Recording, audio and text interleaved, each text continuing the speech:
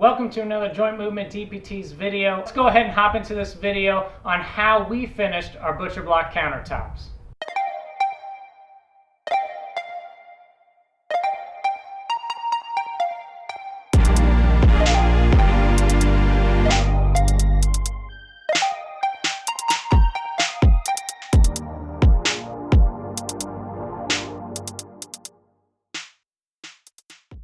Here are the few steps that we took. The first step is prepare your butcher block, and so that means measuring it, cutting it out, and then sanding it, preparing it for the finish. And so what I did first was I went ahead and we went to Home Depot. We bought a big island piece of butcher block that would go into a normal size kitchen, but since we live in an RV, we have a smaller space, and so we were able to get our bathroom countertops, our kitchen dinette table out of it, and our kitchen countertop out of it. So a lot out of a little bitty piece. And so it actually comes unfinished. It's a raw butcher block. I flipped it on the underside of the butcher block, measured out the cuts that we needed, and then I took a circular saw and just went ahead and cut those pieces. After we had everything cut, we're working on our bathroom, and so we did that piece first.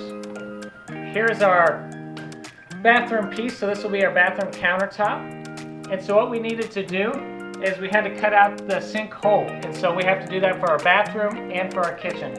And so we cut out that hole with a jigsaw. And so the next thing that we needed to do is we need to sand these pieces. And we ended up going from 80 grit to 150 grit to eventually 320 grit to end. And that's going to really prepare our surface well.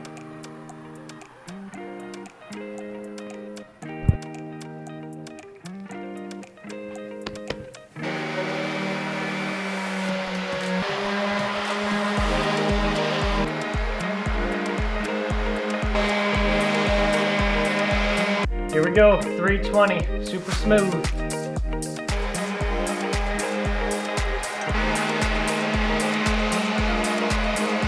So now we finished sanding everything and we just have to wipe the countertops down. First I just used a random paper towel that we had in the garage to get all of the dust off.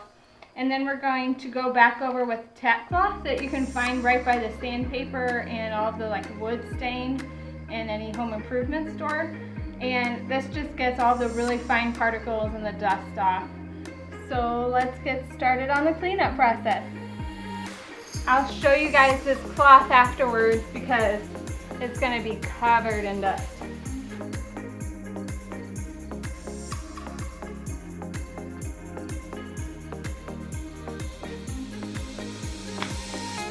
Oh yeah, tons and tons.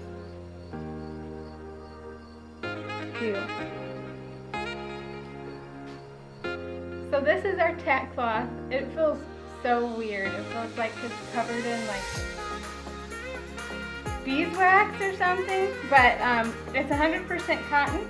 And we had dust on our fingers when we first got it out, and it took all the dust off. So we're gonna go ahead and use it on the countertops. We'll see what happens.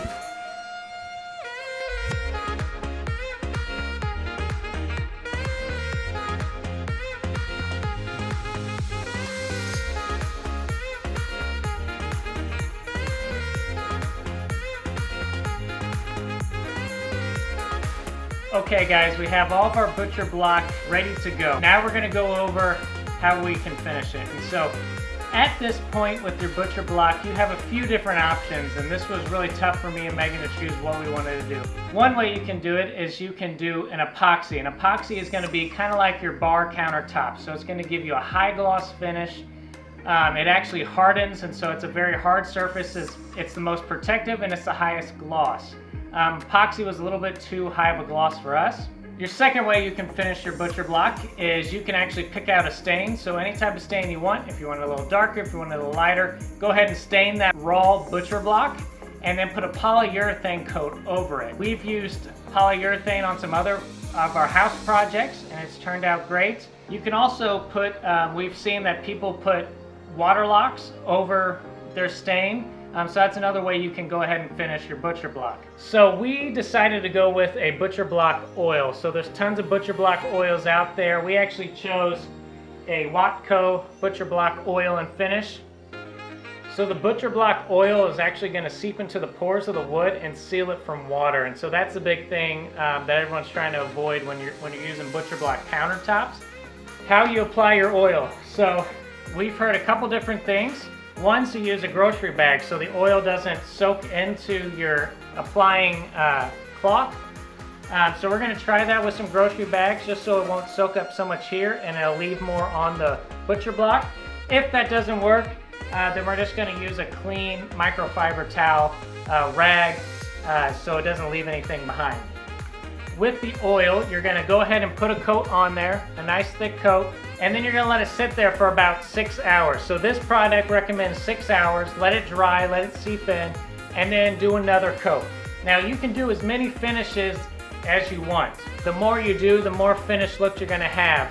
But before you apply your other coats, you want to take some sandpaper, like 320 sandpaper, 400 sandpaper, just a real fine finish, and you just want to lightly scuff that before you do your next layer.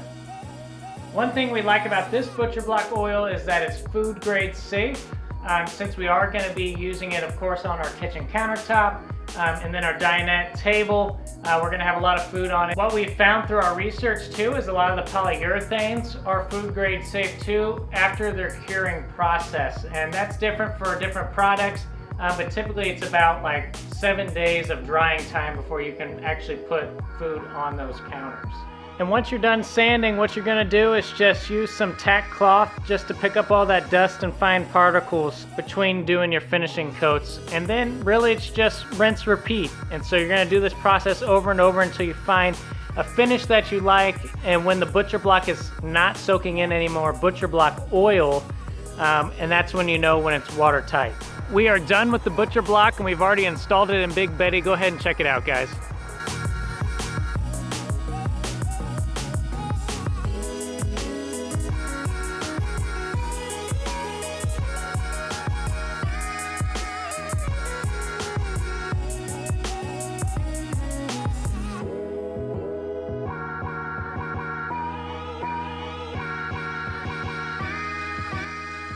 And then when we have our dinette cushions in, we'll be sitting like here.